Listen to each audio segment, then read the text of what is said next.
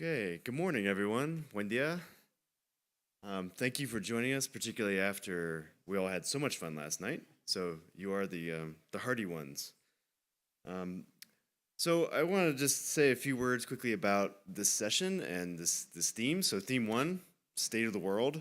When I was asked or volunteered to organize this theme, I thought, okay, that's easy, right? State of the world. What's that going to mean? And as it kind of came together, I think the vision presented itself as what are these various, particularly analytical approaches that we as a land system science community has used and mobilized and innovated to understand how things are changing, how land systems are changing throughout the world. And historically, this has been driven by a lot of the remote sensing innovation, so we're going to hear some of that today as well. But it also has come from more theoretical and modeling point of view, and so we are going to bring in that perspective as well with our second keynote speaker.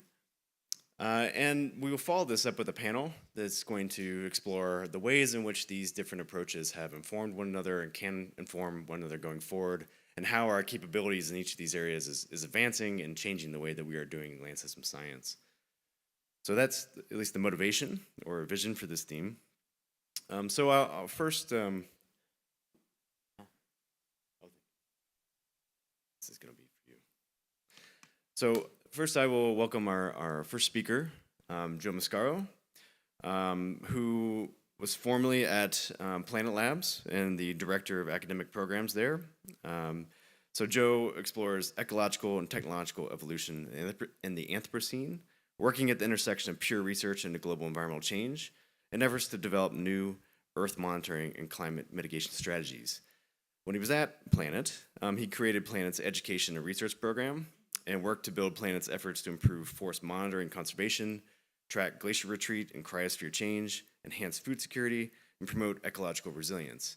And in addition to all those accomplishments and his research areas, I found the interactions with Joe to be very stimulating and thought-provoking, and I think he brings a level of understanding and critical thinking to how remote sensing is being used in land system science. So please help me welcome Joe Mascaro.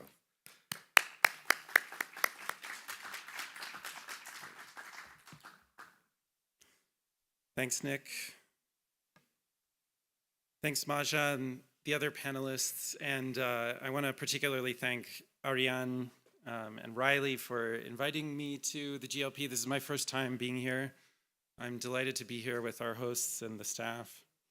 I think we're in a revolutionary moment in earth science. And I think of this happening in three primary ways. One is how we measure the state of the world, whether it's in the field with sensors, how we do science, how we integrate different sources of data, whether they are field data, sensor data. Obviously, AI is revolutionizing how we look at data, and in remote sensing in particular, sensor fusion, sometimes applied as a form of AI, is really transformational. I think this meeting is evidence of the revolution in inclusivity in terms of how we put different scientific data sets together as well. And on the impact side, and I mean this practically, how often does science change what we do, how we govern the world's systems? There are some interesting new economic models. I'm talking about carbon credits, biodiversity credits, payments for ecosystem services. Most of these are 20 to 30 years old, maybe in their concept. Linus could probably tell me the true detail of their origin, but they're beginning to be deployed, and I think this has some interesting implications for sovereignty. I don't mean data sovereignty in this sense, but literal sovereignty. So I want to look at this from the Global Land Program's perspective and take one case example of where these changes are taking place. And I just want to look at carbon and biodiversity, and particularly the biodiversity of trees. The IUCN released a press release only a matter of weeks ago suggesting that roughly a third of all tree species, there's about 60,000 tree species on the planet, and roughly a third of those face extinction presently.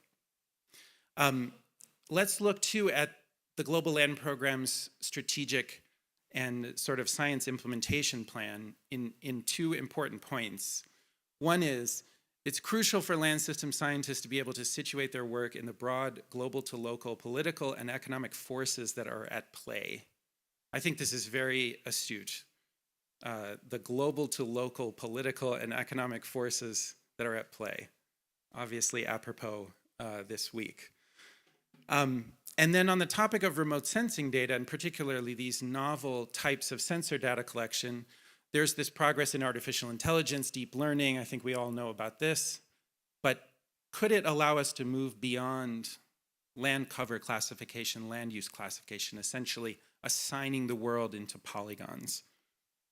So let's look at measurement, and then we'll look at science and impact. I've seen this slide already, I think 3 or 4 times this week. There's a similar slide from ESA. Of course, we have huge public mission infrastructure in orbit, Landsat, Sentinel, various other spacecraft that are gathering this kind of measurement data about the state of the world. But, and this is not a political slide, I assure you, there is a revolution in how we get to Earth orbit, and it is potentially dramatically revolutionary. We've sort of put our toe in the water. I'm talking about humanity here in terms of building reusable rockets. Working in the space industry, I got very exposed to launch companies, and I began to be quite delighted at going to rocket launches. So I actually went to see with my own eyes in Texas. It's just on the border of Mexico and Texas, near the mouth of the Rio Grande. SpaceX catch this Starship booster, which is about the size of a 747. It's probably bigger than the plane that you flew to Oaxaca on if you flew to get here. What does this look like from an economic perspective, from an economics of scale perspective? It's potentially several orders of magnitude in cost reduction.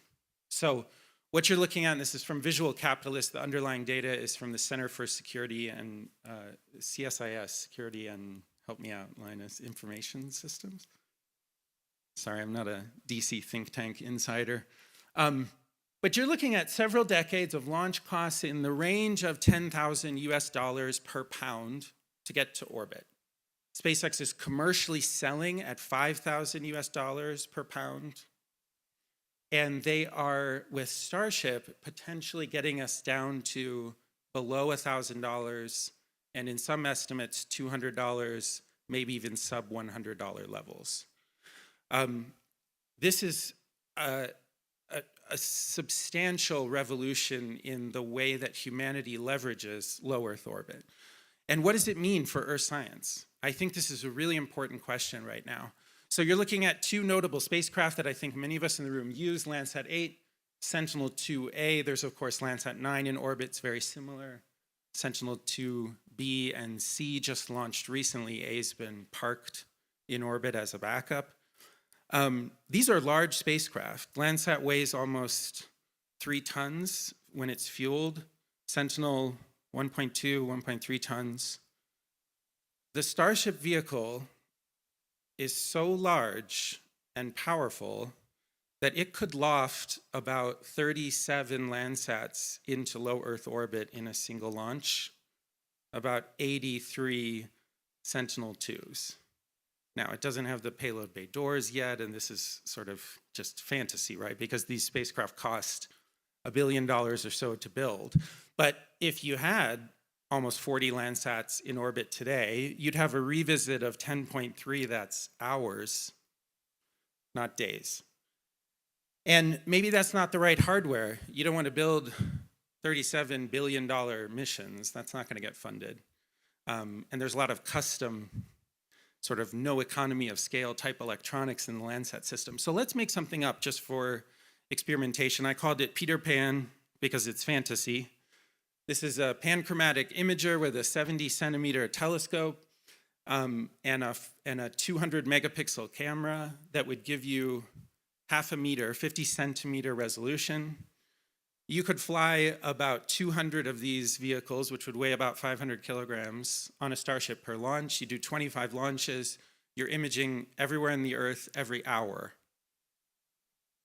So could you do this? I mean, can humanity even do this? Well, the answer is yes. SpaceX has already done it. This is Starlink in the top right yesterday. There's over 6,000 spacecraft in orbit. And if you just think about those communication satellites being used as Earth information satellites, we now have this physical capability and economic capability.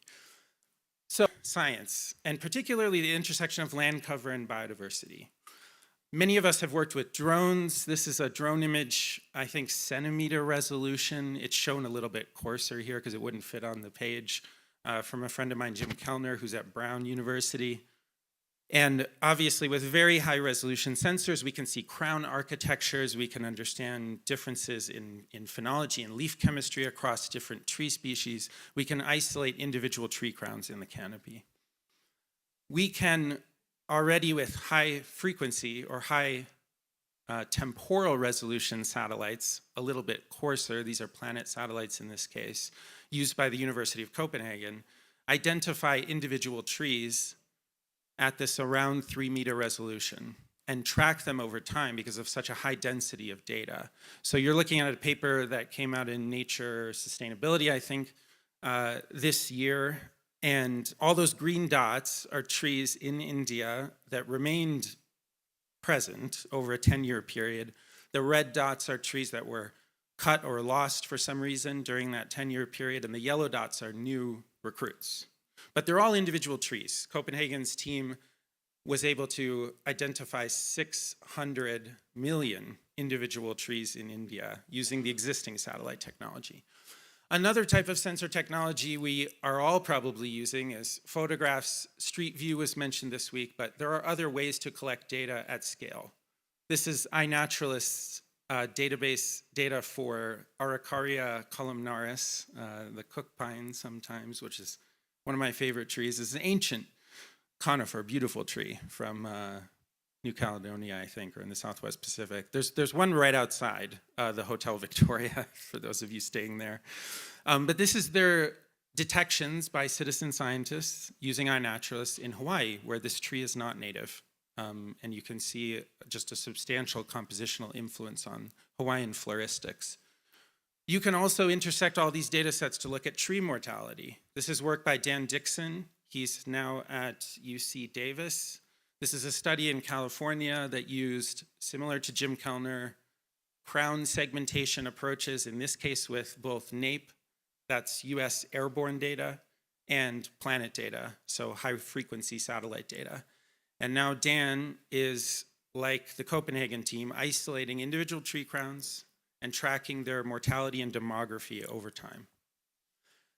If you start putting these things together, and in this case, this is airborne work in the NEON infrastructure in the US, led by Marconi. I think Stephanie Bowman is an author on this paper. She's done many decades of work looking at crown segmentation. But this group was able to get pretty high confidence in identifying dozens of different tree species. This is an airborne project. However, I want to stress that the physical requirements of this type of airborne data, they're not that different than the hypothetical Peter Pan constellation I presented if it were intersected with multispectral data from Landsat and Sentinel and other types of hyperspectral instruments and so forth. So are we actually kind of close to something really dramatic? I mean, could you basically take the concept of land cover and just not eliminate it because it has utility, of course, but put it aside for a moment and go through and identify as many individual organisms down to the specific unique snowflake of this particular tree, and then even identify, in many cases, not all cases, what species of tree that is. This introduces some interesting risks. First of all, I think this is probably inevitable, regardless of any action that we take. Some of the hyperscalers, I'm talking about Google, Facebook, Amazon, they see tremendous potential in markets to understand individual trees, understand carbon and biodiversity economics with these new models, and they have access to the ability to process massive volumes of data. Copenhagen is one of the few labs in the world. Matt Hansen's lab in Maryland. There are a handful of labs that also produce massive high-scale processing of data for these types of purposes, but they are few. And I think they're not as well armed economically to do that. It also introduces some interesting data sovereignty risks and challenges. I think many people are surprised to learn that most satellite operators are licensed to operate in the country where they are headquartered, but there are few, sometimes none, depending on the spatial resolution, restrictions of where on the Earth they can take pictures. So most satellite operators licensed, say, in a global north country will have, generally speaking, no prohibition on collecting images of countries in the global south, and vice versa. Could you weave all this together in a really impactful and transformational level of influence and impact? I think probably yes. Let's look at these carbon credit and biodiversity models. And I'm not an economist, but I was grateful to reconnect with Linus, who's sitting in the front row this week. And it's one of the things I've been thinking about since I departed Planet. A lot of the carbon and biodiversity work is, in its relationship to economics, it's a little bit paint by numbers. So you set a land cover type. It might be a IUCN ecosystem typology like the Fynbos biome or the subset of the Fynbos biome. I don't recall all the names. And you assign estimates based on field data of the number of species in plants, mammals, other groups, and then estimates associated with the carbon stock of those positions. If you start pulling in these other data sets, you can potentially dramatically transform that framework.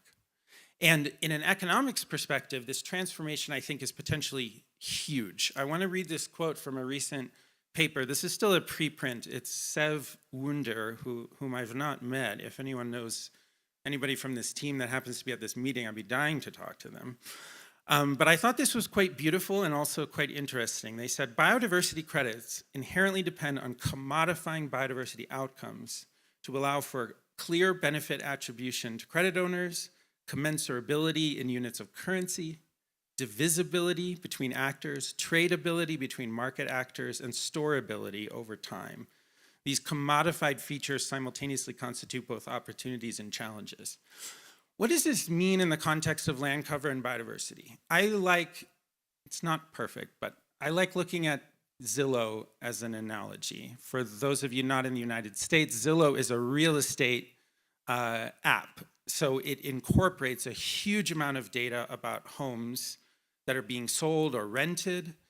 You generally can go click on a home, even if it's not on the market, and see the square footage of the home, the number of bedrooms, the number of bathrooms, whether it has a garage, a whole story about its existence, blah, blah, blah. Granular at the level of the individual home. Now ask yourself, would this service be economically useful to customers, home buyers, et cetera, if it was just, this neighborhood has an average home price of 200,000 USD? Maybe a little bit, I guess it would let you poke around, but it certainly wouldn't allow you to trade in a fungible way homes through this exchange service, right? I picked one here. So this is an example, again, for those that don't use Zillow. There are similar services in other countries. I've seen some of the European ones. Zillow has started to go into like Ontario in Canada. But again, you can usually go inside, poke around, you try to understand what it is that you're buying. They're also doing something novel that anonymously, I want to say a climatologist said to me, they're highly suspect of. I have to see how this plays out. But they're now assigning climate risk scores associated with flooding, wildfire risks, et cetera. These are basically insurance data to those individual homes. So I went to the same spot in Google Maps. You can actually quickly tell that this is the same underlying imagery from space or from the air. It's probably a mix of both, but the airborne data in here looks important to me. You can see the same individual cars, the same phenology of the trees that are on this block. And I went to Google Street View and I used my own, I'm a forest ecologist, so I used my own taxonomic expertise. I won't die on this hill, but I'm pretty sure you have an Acer platanoides here in front of this home, that's Norway maple. Acer saccharinum next to it, that's silver maple. On the other side of the street, a blue spruce. That one I'm sure of. Those are easy. Picea pungens. And Gladitsia triacanthos down the street, one of my favorite trees, the honey locust. Likely the thornless variety that's planted in these types of neighborhoods to protect kids from running into basketball-sized thorns. So imagine now you've transited this barrier away from land cover and into these individual organism, and not just individual organism, unique, specific organism. The way we all have a unique social media profile or background or LinkedIn page or whatever it is.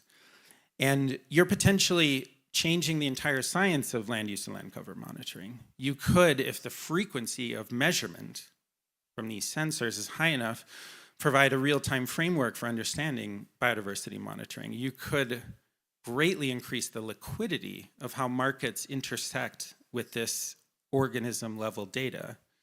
And in large part, much of this can be done in a, frankly, not participatory way. And this has to do with, as I said, some of the licensing for the operation of these different types of sensors. Among these things would be included NAPE, for example, the National Airborne Imaging Program in the United States.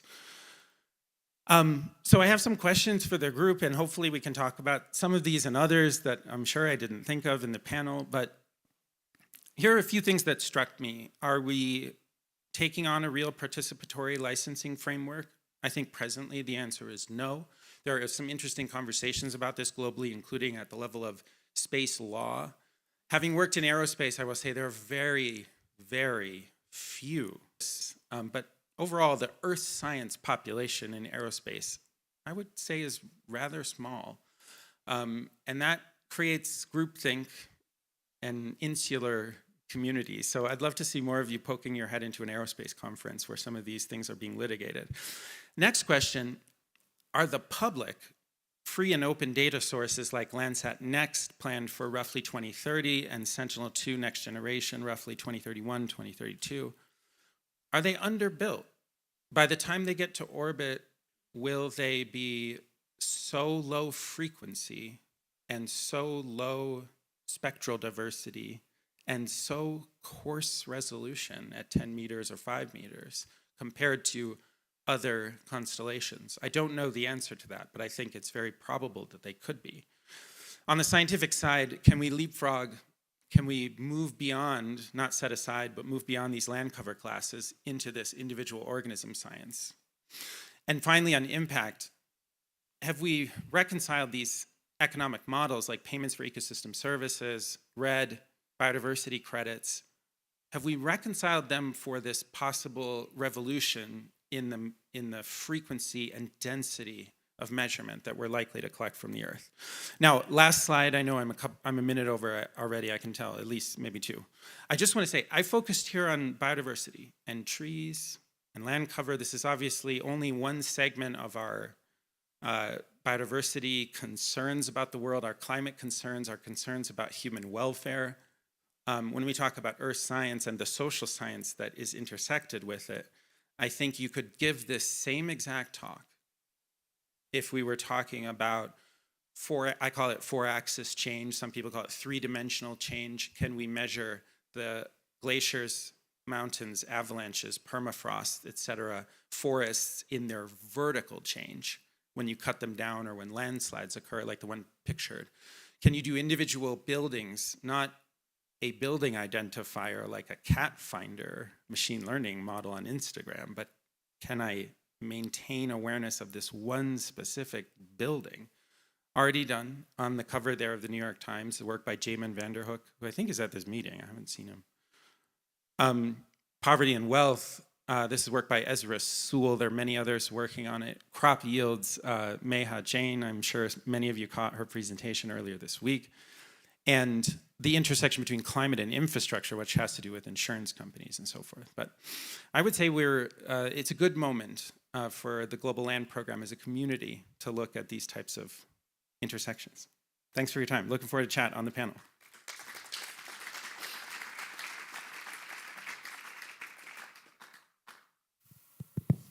Okay, so we have time for a couple quick questions. With lots of hands, okay. Get up first. Thanks. Great talk. So, but it's scary.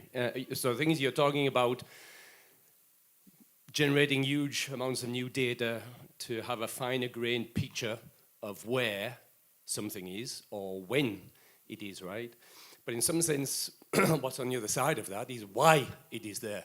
So the nice pictures from Zillow, it's like, why does somebody have this plant there rather than this plant there? Well, you know, is there a social demographic or socioeconomic profile behind that? So in other words, all the whys is a huge amount of other data that has to come in from many different sources than just remote sensing.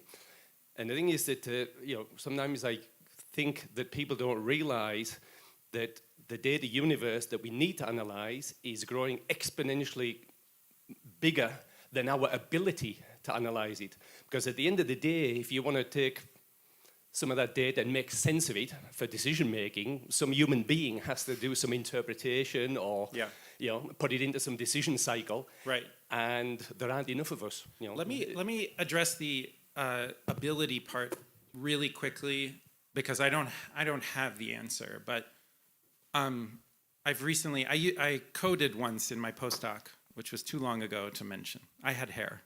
It wasn't that long ago. And I recently started learning Python, and I'm learning Python by having ChatGPT teach me Python. And it is eerie to ask ChatGPT to spit out 300 lines of Python code, and then they work on the very first try to do exactly what I wanted. And then sometimes you tinker around. I think the ability part will likely be solved by these hyperscalers with this massive amount of infrastructure. I just think it will. I think this is inevitable. The other part of your question, the why. Why is blue spruce there and Norway maple across the street, and in a less managed ecosystem, natural, whatever you want to call it, but let's say an unmanaged ecosystem in northern Michigan or in the Darien, Panama. Why is this particular species of maple or jacaranda or whatever it is there at that particular time on this particular slope in this particular rainfall band? Those ecological questions fascinate me. They do, and I think they're important, and I think many of us are working on them.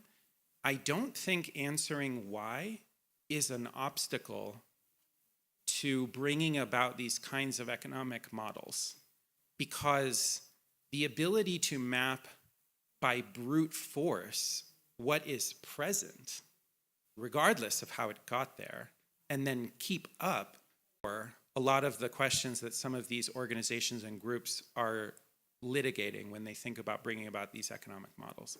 I don't know that that's true, because I can't possibly be an expert in all of this, but I have increasingly seen in the industry, in the private sector, public company side of this world, it's not necessary to know why Araucaria columnaris is where it is in New Caledonia and is where it is in Hawaii. It doesn't matter. It's a species. It stores a certain amount of carbon.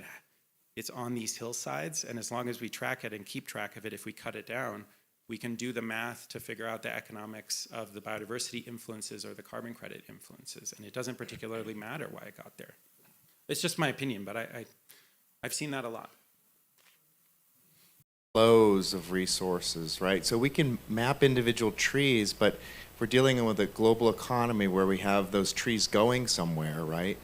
And companies increasingly needing to account for scope 3 emissions, right?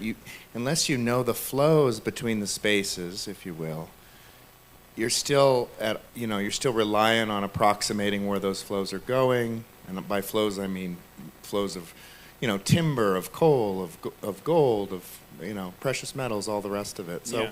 Curious about that. It's always been of interest. And secondly, if you have time, to what degree is like the Department of Defense, the National Geospatial Intelligence Agency, other government agencies really ramping up efforts to get better remote sense data? It's obviously of security issues. Let me take the second one first. So I'm not an insider. The DoD, the ICs, I think they are dramatically ramping up their investment in the collection of commercial imaging. They're recently, for example, very interested in SAR, synthetic aperture radar, which can penetrate clouds. Capella is one of the organizations, ISI, I'm sure you all are working with some of them. I would say that the ramp up looks like industry-wide. From my vantage point, DoD, I see, is part of a sort of global revolution in how this data is being produced and consumed, rather than an anomaly. And the first question, shoot, give me just a piece of the first question again. I lost it in the DoD. So, we can map individual trees at scale. We can map the individual flows. mines. But how about the flows that are Yeah. so essential, to the global economy, to Scope 3 accounting, Right, to right. decarbonization, linkages between companies as they transfer these flows from a tree down to pulp to et cetera, et cetera. Yes, it's a great point. So I did frame this mostly in the sort of always on sensor network style of Landsat Sentinel, right? These satellites are going to image and revisit on a set schedule. That's very different if you want to monitor, say, a logging truck in the Amazon and figure out where the timber is actually going. The piece of this revolution that looks most aligned with that question, and Trace and Global Fishing Watch are examples of great organizations that have demonstrated these types of holistic monitoring systems where you're not monitoring everything, you're just targeting your monitoring really, really smartly, right? And that means you look at the haystack, and then you start looking for signals of interesting things that correspond to what you're looking for, and then you target your high resolution, your expensive, your difficult to acquire assets. This is called tip and cue in a geointelligence framework. I think in an environmental framework, same logic applies. A Global Fishing Watch example I'll briefly mention is an excellent study that was done by Global Fishing Watch, integrated many different satellite data sets to identify a Chinese flagged fleet exceeding the footprint of their UN sanctioned fishing restrictions in waters off the coast of the Korean Peninsula and China. And they were able to do that not because they just looked at everything. It was because they looked quickly at everything at a distance and then used algorithms to zero in on the really critical pieces of that they had to look closer with really expensive data or sensors. Great. Thanks. Thanks so much, Joe.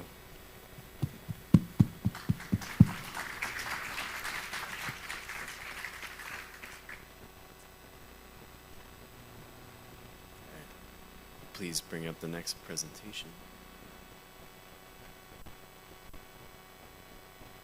So now it's my pleasure to introduce Maja Schlüter, who really wanted to be here and unfortunately had a unexpected incident happen before travel, so she couldn't make it, but we were able to connect her. I think she'll maybe join us live for the panel discussion, but we have a backup video just to make sure that it plays her presentation. But Maja is a professor in social-ecological system science at the Stockholm Resilience Centre. Her main research interests are theorizing social-ecological dynamics that give rise to systemic change in fisheries and agricultural social-ecological systems, clarifying and working with the diversity of causal reasoning in sustainability science, and developing methodologies that account for the complexity and socio-ecological interdependence that characterize socio-ecological systems. More sustainable. Pause. Thank you for that heads up. And the last thing I want to add is that although I'd followed Maja's work for a long time, and although she works in the socio-ecological systems realm, when we finally met and sat down and started talking about our research ideas and things we do, I found that we think very much alike, and her thinking is very compatible with land system science. So it's very happy to welcome her here to speak to us. So even though virtual, please help me welcome Maja Schlüter.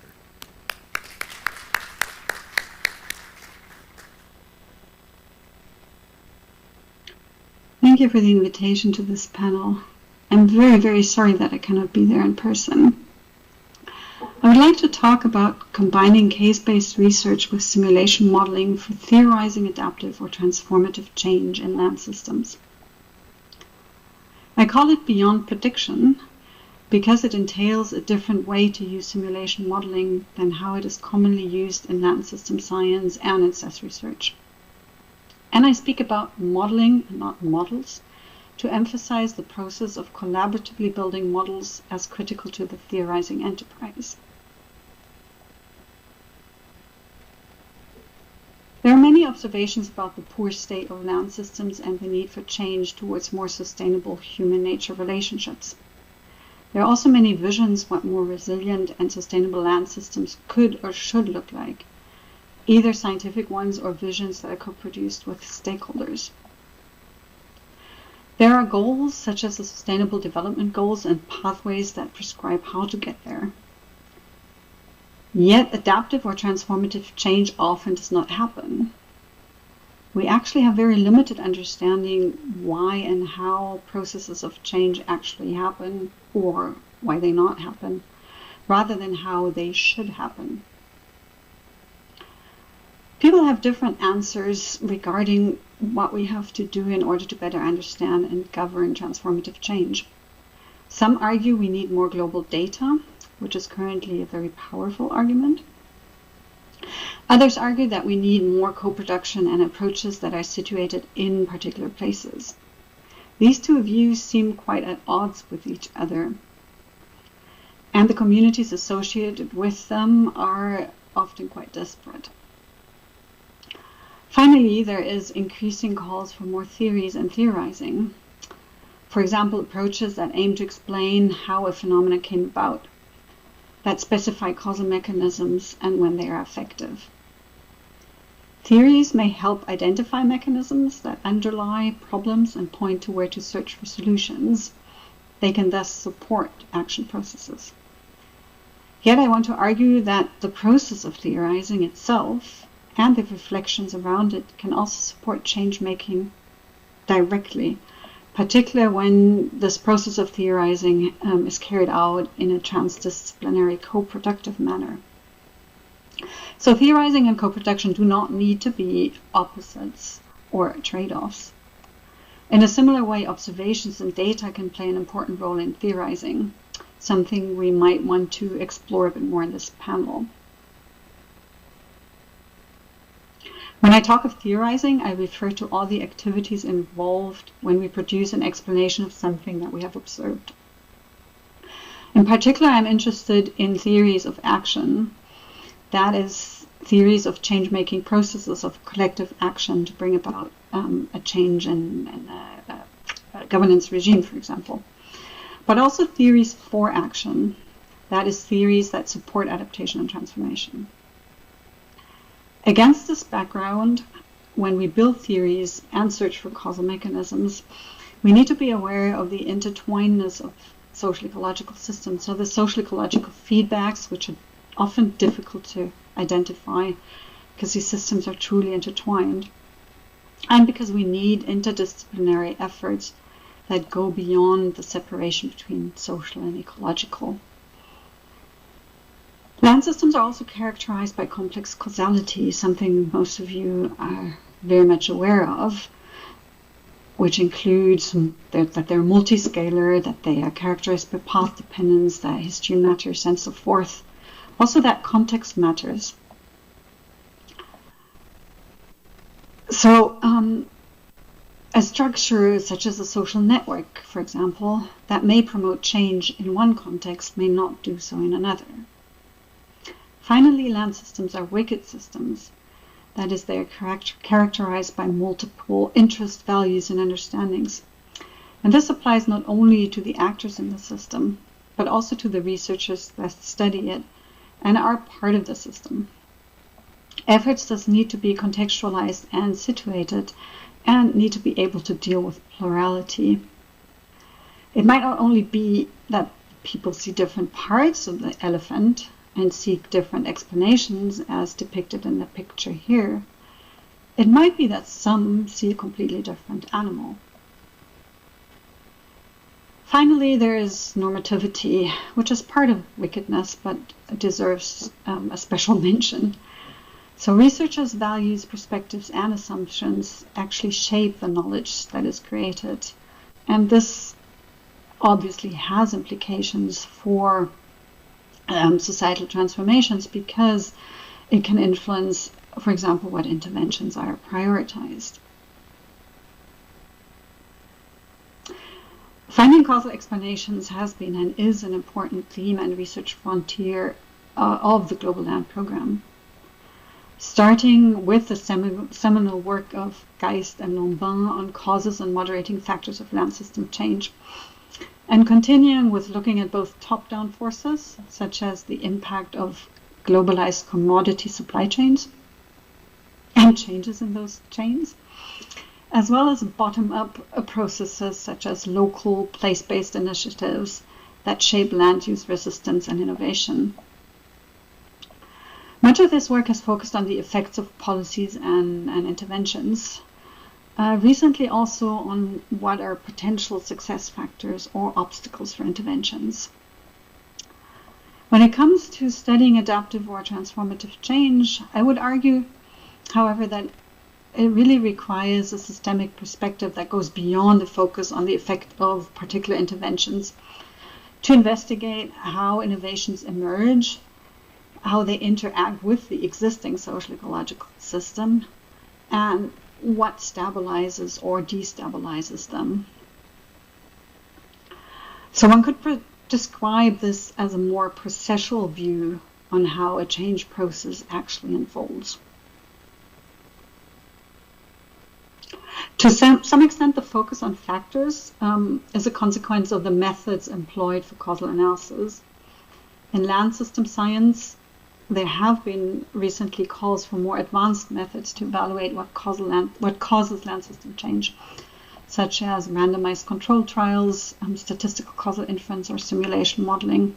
There's been advances in these methods recently in the context of, particularly in the context of social ecological systems.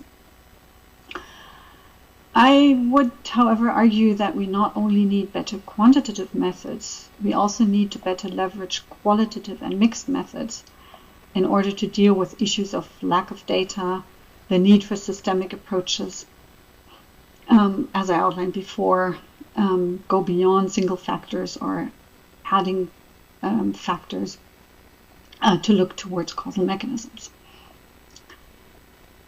Case studies play an important role in social ecological systems research, and to my knowledge also in land system science. And it's particular comparative studies that are the most accepted approach for finding general patterns and causal factors that are valid across cases. Most of these comparative studies are quantitative, but recently there's also been some qualitative approaches, such as a recent study by Piquer Rodriguez, who compares vignettes of the impact of COVID in different regions in a collaborative process in order to find generalities and differences. Finally, there is single case studies, particularly in depth kind of qualitative case studies that can provide accounts of causal processes that brought about particular outcomes in a particular place, thus help us understand singular causation. Simulation modeling, on the other hand, has largely been used for policy assessment, using empirical models of particular places.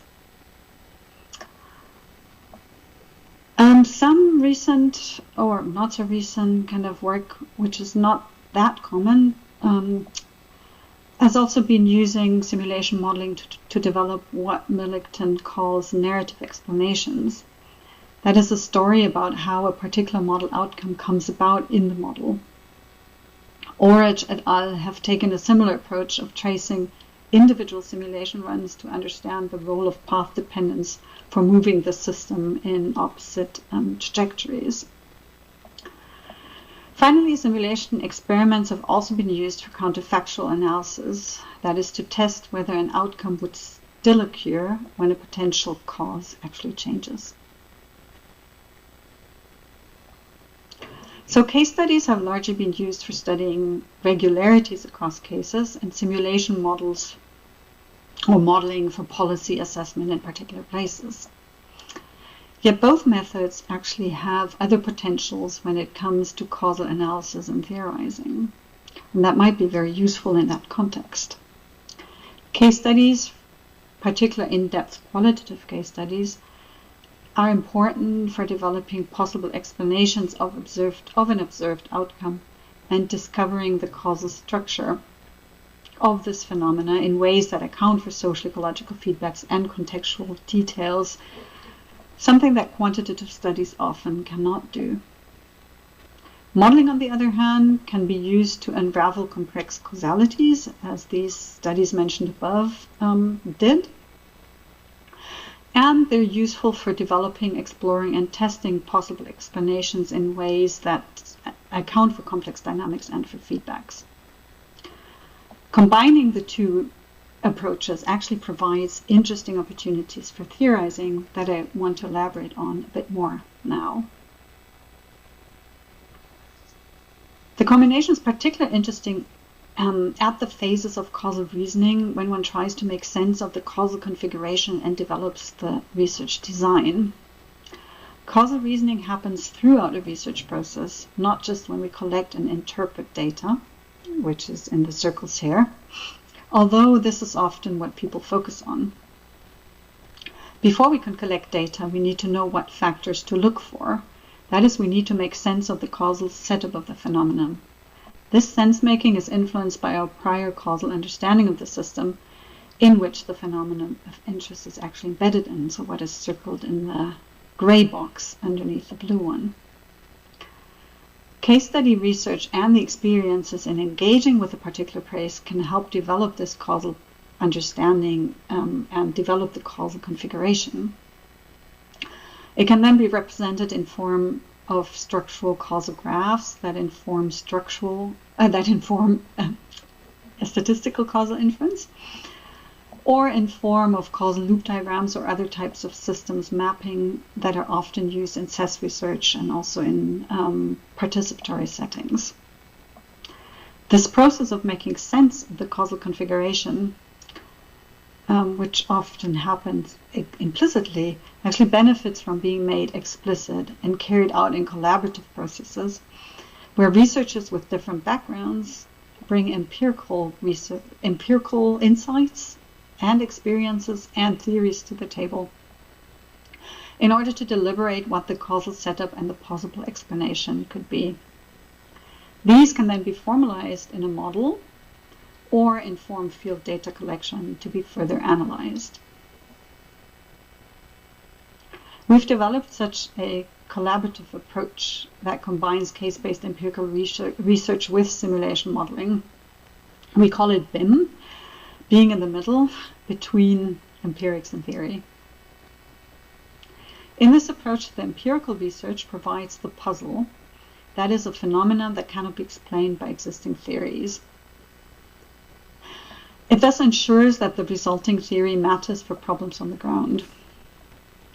In a collaborative process, different knowledge sources, such as case-based knowledge, empirical findings from other places or from the literature, and theoretical knowledge, all in this outer circle here, are combined in a sense-making process, or in an abductive dialogue, basically, between the different people involved to develop a possible explanation that can then be formalized in a model. Discussions also happen while formalizing. This then allows for this process allows for careful and reflective process of abstraction, that is, of deciding what goes into the model and what not. The resulting model is empirically stylized, that is, it includes important contextual details, but it is simple enough that it is possible to understand how the model works. That is, we can open the black box of the model and analyze its causal workings. Such a collaborative and iterative process is situated in the real-world context because it involves researchers from particular cases and also possibly non-academic stakeholders. I want to give 2 quick examples of such a BIM process. The first one is a model building and analysis process that was led by my former postdoc Udita Sangha. The research investigated different competing narratives of food insecurity in sub-Saharan Africa and compared the effect of a top-down exogenous versus a bottom-up endogenous model of agricultural innovation. We were particularly interested in the effect of these innovation modes when one takes social-ecological interactions into account. So in order to do so, we developed a hypothesis of how each mode of innovation influences food security through a process that brought together insights from case-based research, storytelling, workshops with researchers from Mali, and theories of innovation. The two mechanisms, here I only show the exogenous one, were then implemented in an agent-based model, which was then used to assess the effect of the mechanisms with and without social ecological interactions, but also to co-develop stories of food insecurity in Mali with stakeholders. The model results showed that the absence, which you can see in the graphs shown here, that the absence of social ecological interactions in the model to the red ones would overestimate the effect of innovation on food security and underestimate the effect on income inequality.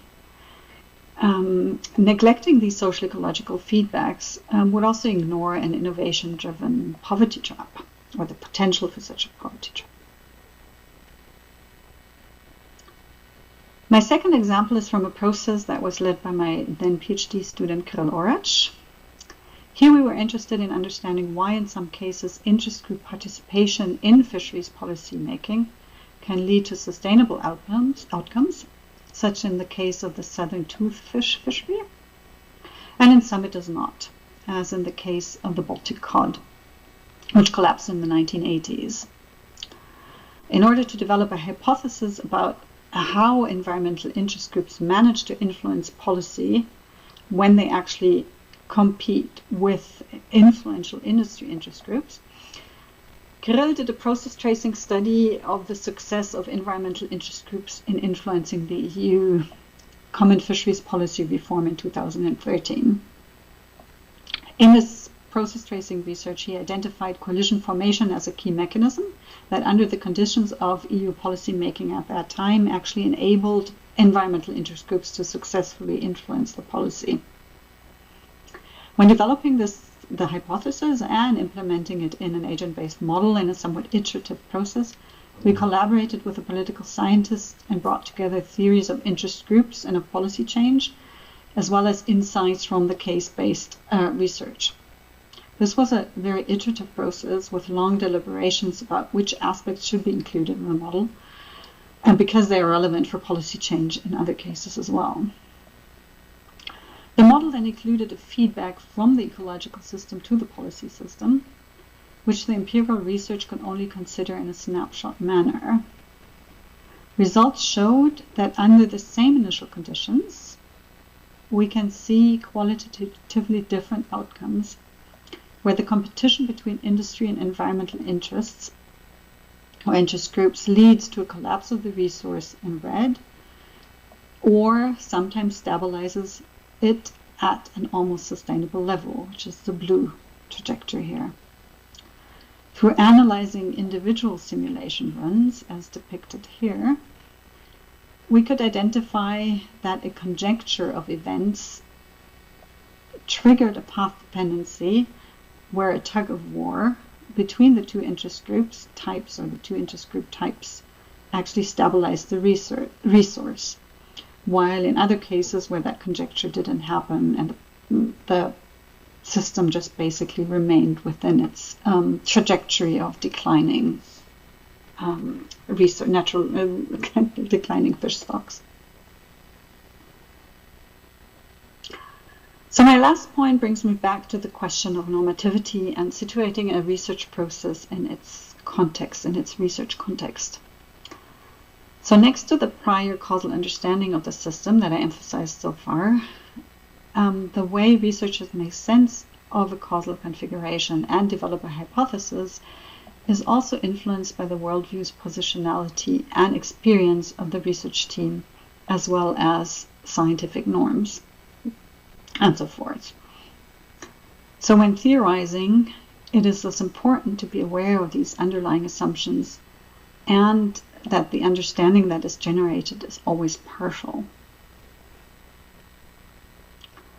Process relational thinking, which is becoming more and more prominent in sustainability science and also in land system science, and can help with addressing this issue and questions of normativity. Process relational thinking through process relational ideas emphasize that the relation between a researcher and the object of study shape what knowledge is generated. So if we go back to the model building processes that I just described, the emergence of the model, here in the yellow bubble, is determined by the researchers and the questions they are interested in, and the model purpose, but also by the software that is used, the computing capacities, and so forth, which all influence what model structure will emerge, how the virtual fisheries will unfold, and can also transform this apparatus itself. It is thus very important to be reflexive about the influence of this apparatus, to understand or to be aware of what becomes dominant and what is left out, and what the consequences of that are. Being aware of these influences can also enable a deliberative process of trying to disentangle assess differently, for example, by questioning the boundaries we commonly set to define what is social and what is ecological, or what scale it is. So actively questioning one's assumptions when delineating a system can be a very productive and fruitful exercise, and allow us to see different things. A relational framework to simulation modeling, as the one that has recently been proposed under the name situated modeling by Anja Klein and colleagues, provides a set of principles according to which teams can deal with this situatedness and question assumptions that influence the knowledge that is generated. So to conclude, do we need more data, more co-production, or better theories? I think we need all of it, but particularly in combination. I outlined why I think better theories are needed and how one might get there through combining data, better data, more data, and co-production, even if the co-production in my example so far has largely been between researchers from different backgrounds. So we need more knowledge about causal processes and mechanisms in order to better understand what enables land system transformation and what hinders it in ways that can support action. This action can emerge from a process of generating such knowledge, particularly when the process is transdisciplinary. So research and action are not linked in a linear fashion, but much more interdependent. I tried to show that combining case-based research with simulation modeling offers opportunities to develop contextualized generalizations that are useful across classes of cases or phenomena, so-called mid-range theories. In such a process, empirical research is not just an input to the modeling, but an equal partner. It would be interesting to discuss how to extend such an approach to include data from Earth observatories, for example. Finally, it is important to acknowledge that knowledge is the product of people and material objects that produce it. Such understanding is important when developing insights for transformative change, but it also opens up opportunities for thinking differently and identifying spaces and possibilities that we have not thought of before. Thank you.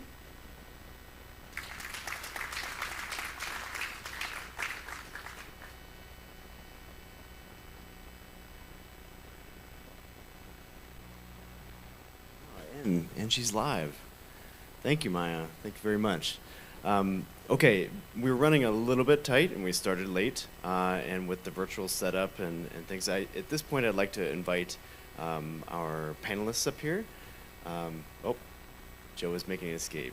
Okay, he's leaving real quick. Okay, so how about that? How about a time for one quick question? If Mike, can you hear us okay? Yes, I can. Can you hear me? Excellent. Yes, you sound great. So I can't see anybody, but you at least. oh, okay. Well, looks good from here. You can look at the streaming. Okay, you could look at the streaming, I guess. Okay, great. So I'll ask maybe for some quick questions before we get the panel up here. Are there any quick questions?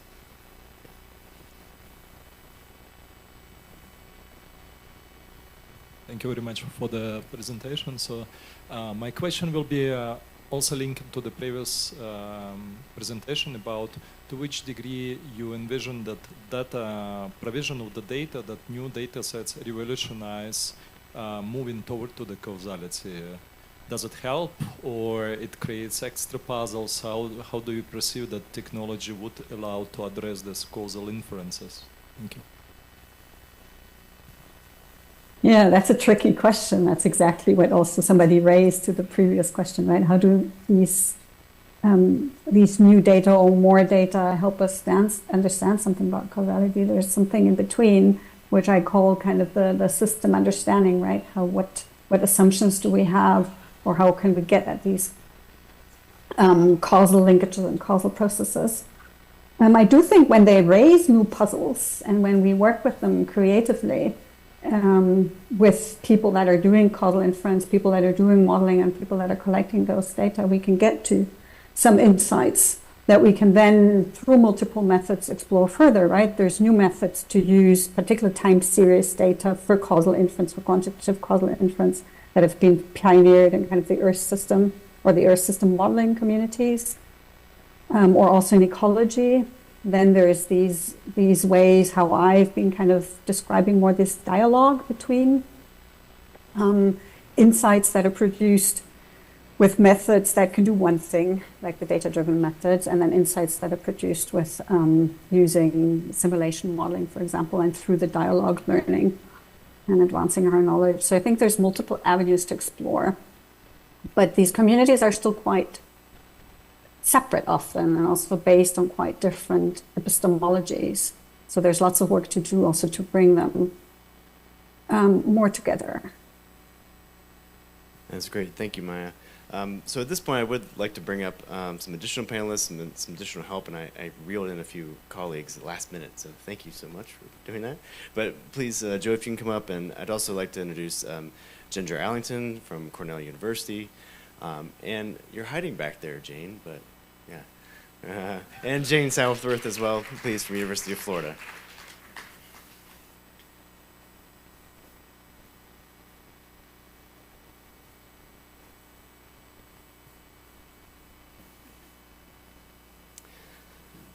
So thank you, Sasha. You actually anticipated my first question to the panel. And as you guys get settled in, and maybe I'll put this first to Joe, since Maja essentially just answered that question quite nicely, and then give Ginger and Jane an opportunity to kind of like settle into the panel. And thank you again for such last-minute support of this. So very much along the lines of the question was just asked, I want to ask you all, how can advanced Earth observation improve or challenge our theorizing or causal understanding of land system change, and vice versa, right? How are our advancing understanding of kind of causal processes in land system science present new needs or challenges for Earth observation? How many people in the room know who Virginia Norwood was? She's passed away. To my right. Anyone else? So Virginia essentially invented the multispectral imaging approach that became the bedrock of Landsat.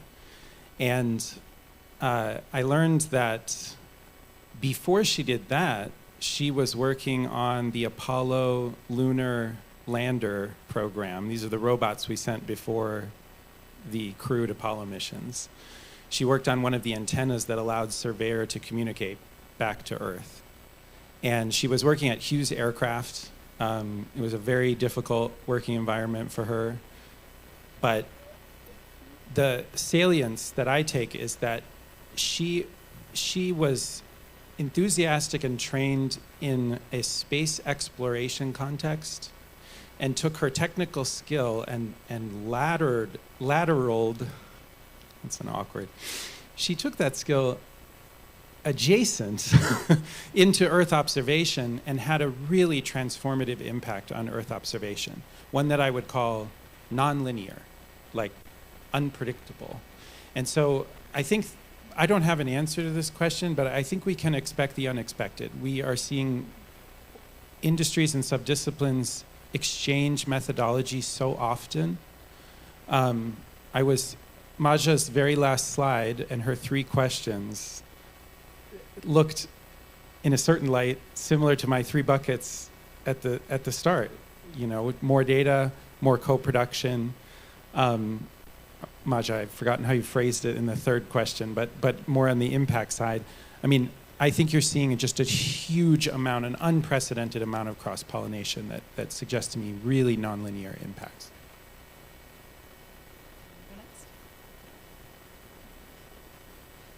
I think I have 2 immediate responses to that. The first is kind of echoing actually something that Maja Jane mentioned in her keynote the other day, which is that I really have appreciated this move toward, in our increase in temporal and spatial and spectral resolution, our ability to better match the scale of decision-making, of individual decision-making, particularly with like smallholders and small-scale operations and decisions that a lot of us are working with. I think that's been, that's a better match in order, particularly if we're trying to think about some causal processes. I think, though, that I would be perhaps remiss to not note the those of us who are up here right now are all situated in Europe and in North America, and have a certain amount of, I don't know, I guess like to echo Maya's like normative lens and privilege in terms of how we're thinking about the potential of these data. So I think I would also, in terms of challenges, just want to flag that I think there are a lot of the potential security issues we need to take into account as well, and really think about balancing those with the opportunities and as we move forward, and particularly when we're thinking about and emphasizing the role of co-production in perhaps setting some of those boundaries. Yeah, just to try and add something a little bit different than what's already been said, I think GeoAI has been mentioned. I think, Joe, you mentioned it in your talk. And we ran a number of sessions here, and I think some of the things that come up that link with what Maja said is it really does matter where people's position is, and thinking of their positionality and the questions they're asking, the backgrounds they have, the assumptions they're making, the methods they're going to use. They all have significant assumptions with them. And as we, especially given, as we mentioned, where the panel's all from up here, I think I have the joy of, even though I'm a remote sensor, teaching geographic thought in my department because I'm department chair. And I spend a lot of time with them talking about the theories you're going to build on are based on your background and your knowledge, and you must really be aware of that. And I think in ours we have a very international, non-European, non-US based students. And there are huge issues coming already here, but coming even more with GeoAI, with all of these new data sources, all of this new methodology in terms of both accessibility of those resources and methods, especially when we're talking supercomputers, CPU, GPUs, but also in terms of ethics and transferability and bias, that we really, really need to start being very, very aware of at the beginning of our research projects, not just at the end. And I think we've kind of heard it in a number of the plenaries here, that's come up. And I think more data is great, better data is great, more data sources. I love data fusion, right? Obsessed with data fusion. I do everything time series analysis. I mean, I want more data.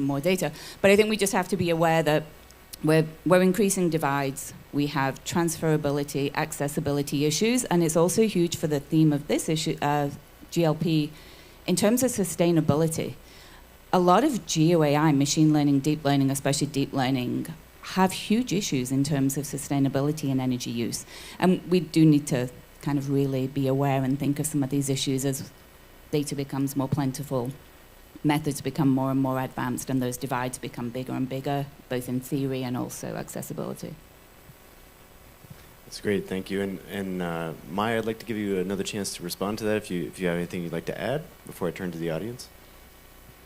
Thanks. I had a very similar point than the last one. Basically, trained as a modeler, we're so trained in always questioning and being explicit about our assumptions and bringing that kind of thinking to the more data side, and also the kind of the normativity that I mentioned in the end of my presentation is kind of really highlights that data is never innocent, and that we need to be aware of that first of all, they only present certain things and not others. So what is left out when we use this data?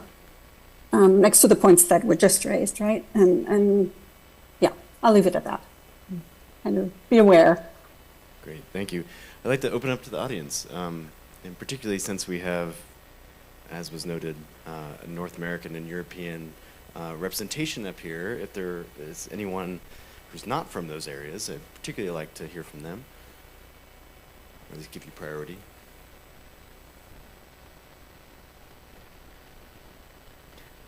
Back here, and then I'll come back to you, Sandra.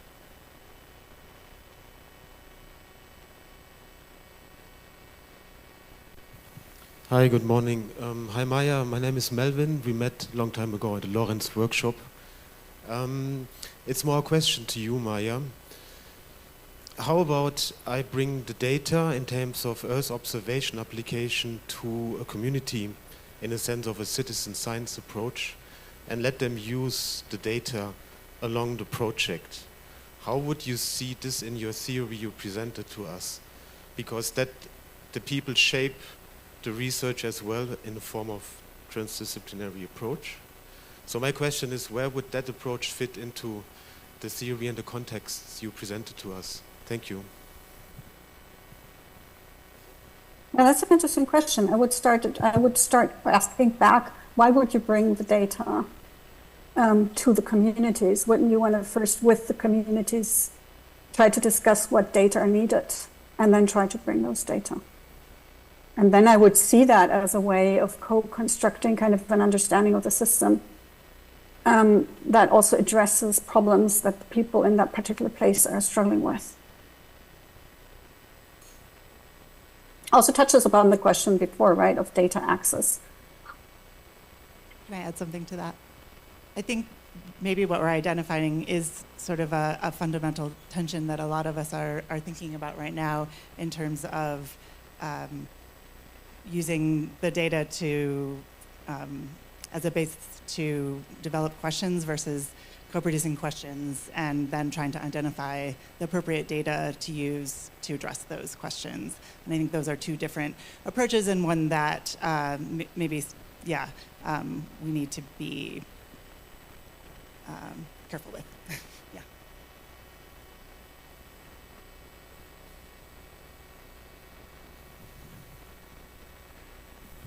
Thank you very much for the question, and I would like, to a little bit reflect on this data paradox what have been mentioned, and I just looked around if we still have a NASA folks. From NASA Land have a change program.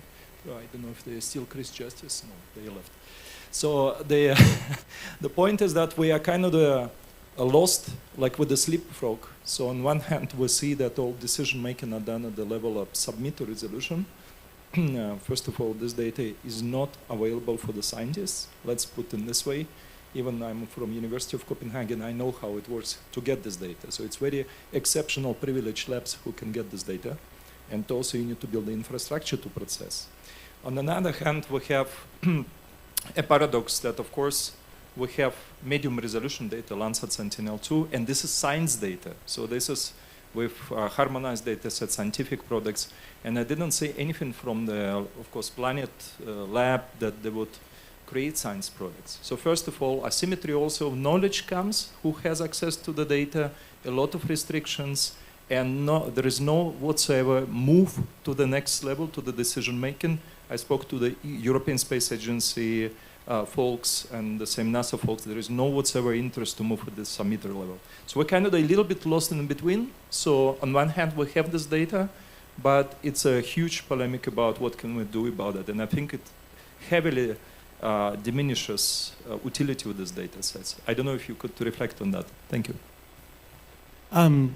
I have a few thoughts. One is that, of course, Landsat and Sentinel are public missions. So what's actually happening? Taxpayer dollars are line itemed in the case of the United States in the congressional budget and allocated to USGS and NASA, and then allocated out to contractors to build components of the satellite and fly it into space. In Europe, it's superficially similar. In other countries, it often is more nationalistic, that is single nation, but it's, again, a procurement mechanism generally. So in the case of Landsat and Sentinel, we're talking about Ball Aerospace, Northrop Grumman, Airbus Defence and Space. The distinction is that when the satellite is built and flown, then it's delivered, turnkey. NASA, USGS, whoever the agency is associated, takes control, operates the satellite and operates the data pipeline, and the data are yours to use without restrictions. There is no element of EU, US procurement that prevents a different model, which is acquire the data from a spacecraft operated by a commercial entity while it is in space. This is completely possible, and this is happening with the NASA Commercial Smallsat Data Agreement. Also in Europe, different Copernicus-style data acquisitions take place that are, again, superficially similar to these. I think that the science community, in my opinion, would be well served by making its voice strong. For instance, even in GLP, or in, say, the decadal survey, here's a good one, the decadal survey. I mean, if we're surveying over the course of what do you need for the next decade, are we moving fast enough? Are we moving at the pace that the technology of orbital operations and imagery collection and data delivery and cloud processing and AI are moving? My personal view is no, not anywhere close. The technology is moving so fast that I do not think a decadal survey is sufficiently capturing what capabilities need to be procured 10 years from now. But I don't want to lose, like in the commercial versus public assets, there's commercial providers building the public assets, other aerospace defense companies, and in the commercial data, it's a commercial entity building their own assets and providing data in the community. But all of those data sources are capturable if the community has a strong voice, works with the procurement mechanisms, and deploys that data out to the communities around the world that need to use it.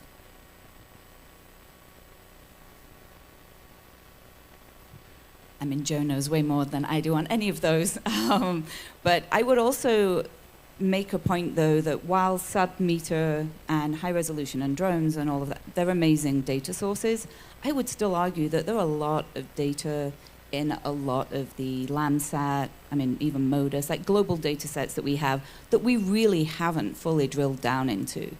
And so it's great if you can get the high resolution. I know that my institution, we're fortunate enough that we have a contract with Planet, so we can get high resolution data and our students can access it, but that's obviously on an individual basis and by no means useful on a larger scale. But I think we do have to be aware that, I mean, I joke with my grad students, and I gave a talk on it here, that, you know, the new shiny thing is always wonderful, which right now is deep learning models for classification, but do they really need it? Is it really necessary for the research question they have for them to be going down that route? And it might be similar as well, that subpixel high-resolution imagery is great for certain questions, but it is not essential for all questions in land system science, and there is still a lot to be done with all the other data sources, especially now we have computing power that we can do 30-plus years of time series analysis at a weekly time step and link with climate dynamics and other variables. Yeah, thank you very much. This is a really fascinating discussion. Well, to put it provocatively, I don't really care how many trees there are in any place and what kind of species there are. I think what we really need to advance the science of, to advance the understanding of land systems is really ground data, data about people. And here there's no commercial provider who will help us in any way to better understand how people behave on the land, what is the distribution of ownership and how does it change, what is the distribution of farm sizes, how many pesticides people apply when and where, and what are the fertilizer applications. Even in Europe, we have no clue how intensively people use the land, and satellites and all this fancy technology brings us only a little bit towards that way. And so I would like to to see some solutions how we can better understand the use of resources and not you know, from space, but from the ground, including for validation, training. I don't believe all these maps when they have not been statistically validated with independent data. Even people publish those in high-level journals. I don't give a beep if there is no real knowledge from the ground. I first want to remind everyone, was with Planet for 10 years, not with Planet any longer. I can only speak to the industry and as a member of the earth science community. My view is this: ground truth is a phrase that I find faulty. What is really happening when you collect field data of any kind? What is the nature of the data? The data has a spatial structure. If it's Maja looking at Google Street View, then there's a spatial position information associated with the Google Street View camera position and the orthorectification of that camera position to the field. It's data from the ground. It's also from a camera on the ground. If it's people walking around and going to homes or measuring trees, then they're collecting a point that has a spatial position and it has some z-axis metadata associated with it. What species was it? How tall was it? What was its biomass? What have you. But the key point is that the ground data is spatially structured data. Sensor data is spatially structured data. Satellite data is spatially structured data.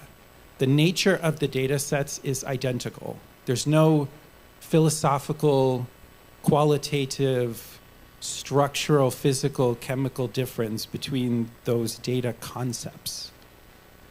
So I would encourage the community to move away from, are we validating something from a sensor? Are we getting a ground truth on something from the sensor? Or are we, like Maja showed, doing a path analysis maybe, or a causal investigation into our study at the start of that study?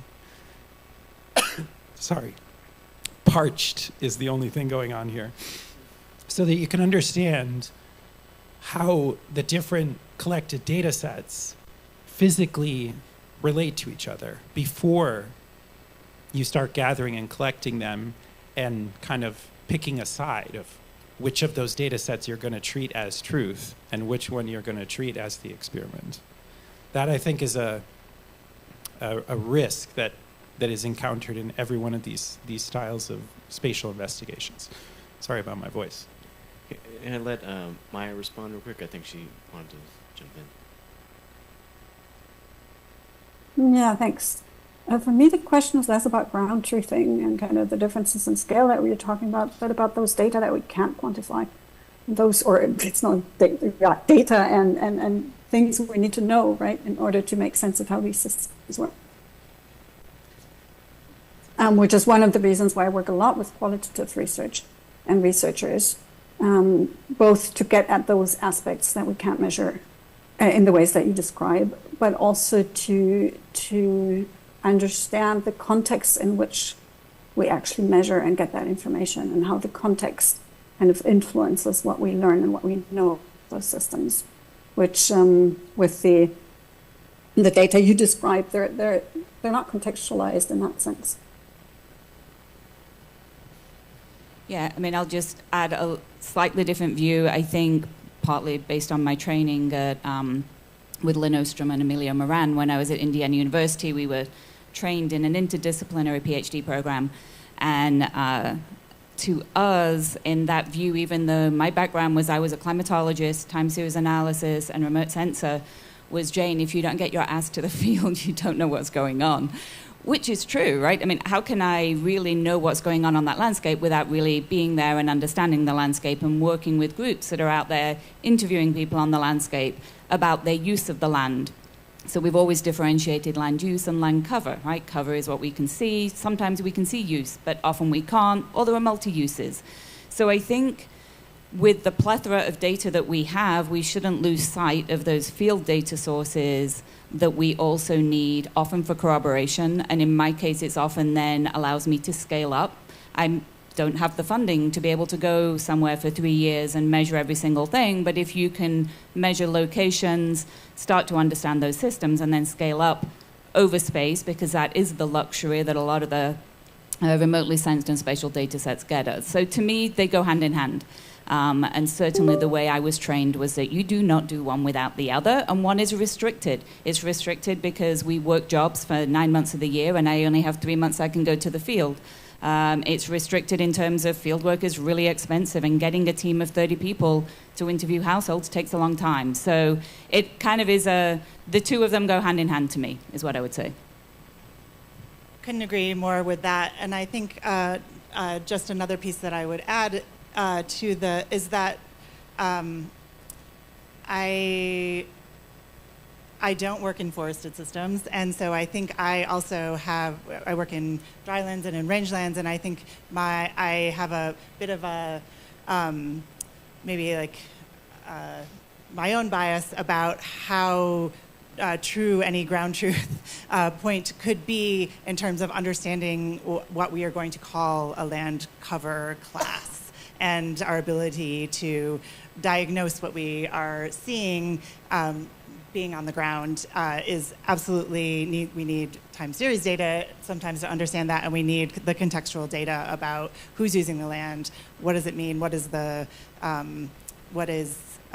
change that is being perceived, and how does that align with what we are detecting remotely, and how can we bring those together, and then ultimately the entire enterprise is all needs to be contextualized by what is the question that we are trying to address, and what is the need, and all of that. What is the drivers of the change that we are detecting with these data, and then how are people modifying their behavior as a result of those changes? We can't tell that remotely, so we need all of these other data in order to tell us that, to get at the exact feedbacks that Maja was discussing.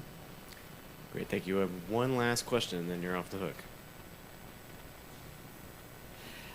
Thanks very much. It's been a really, really fascinating discussion. I wanted to make 2 points. One, in regards to this last point that we've been talking about, which is that of hidden data, and particularly when we think about data that corporations hold and governments hold.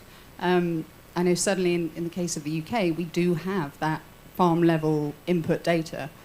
It's not publicly accessible, and it's not accessible to researchers. It's not even accessible if you work in government. So then you have these big questions about which data do we actually have access to. So that's one of the questions about accessibility, and a lot of the things that we've been talking about in regards to the issues of access on a more broader societal scale. But I was wondering kind of whether the panel could reflect a little bit about the impacts of some of these data imbalances, particularly when we think about the sort of, I suppose, the way in which we have a pseudo sort of objectivization of quantitative data, the idea that it has power over qualitative data, and the way that it gets used, and are we facing some sort of data justice issues? I mean, particularly when I think about carbon credits and how we can use this exponential growth in data and spatial data to inform the commodification of our resources, does that lead to potentially very dangerous routes in the way that data gets used? I'll try to be extra brief now because I'm obviously going to lose my voice again really quickly. There's a framework which I don't necessarily agree with, but I find useful in considering these situations about how geopolitical actors relate to each other. And the argument is that that at the highest level or globally, they relate anarchically.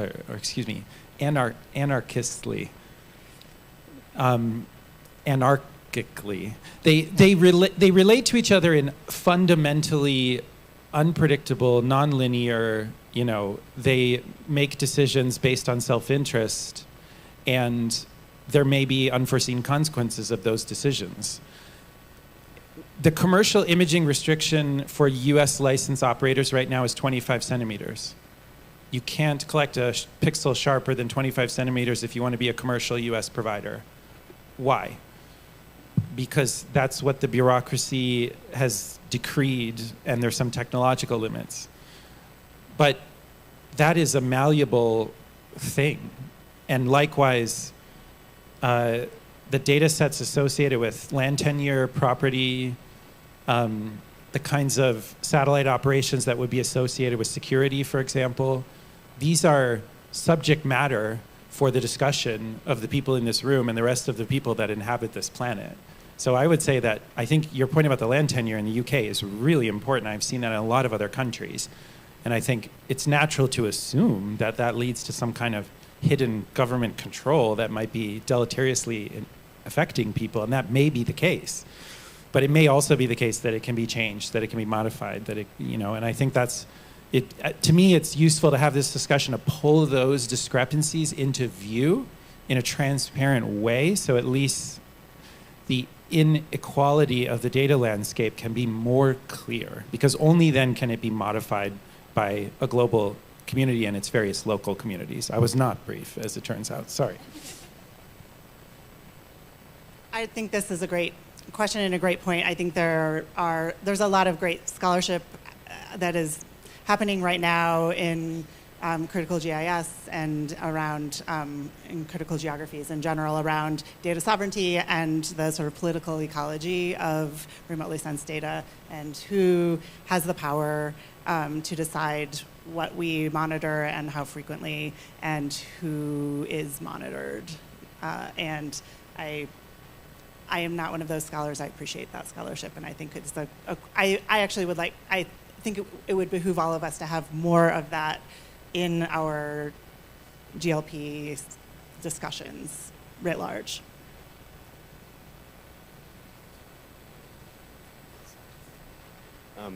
Any last thoughts, Maja? Since you're online, I'll give you the chance for last word.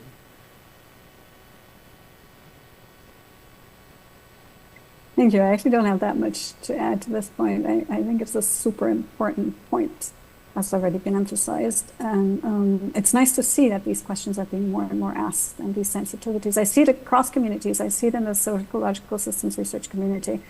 Although that community, large parts of it work less with quantitative data, much more with qualitative, kind of in-depth case studies. But these questions come to the front also with more and more involvement of critical scholarship in the humanities in fields. And I'm also just looking through the program, and I'm so sad I missed so many interesting talks. It seems to really come up in the global land system community as well, in many talks. But also what you raise, kind of this need to maybe rethink how we prioritize and what we say is better or less, like is quantitative data more worth than qualitative data, right? Or is like what I hear a lot with respect to causation, is really experimental research the golden standard for causal inference? It can't be in our field because there's so little we can do with experiments in the field. So it's nice to see that these things are being questioned and then come up and up again. Thanks. Excellent. Thanks so much, and thank you very much, the audience, and please help me thank our panel for the wonderful discussion. And before you run off, right now, actually, first thing you should do when you leave this room, there is a photo happening in the grassy area, so please go join that. And then after that, coffee is available. So thank you all for attending. And thank you, Maja, if you're still there. Thanks, Nick, and thanks for kind of accommodating virtual participation.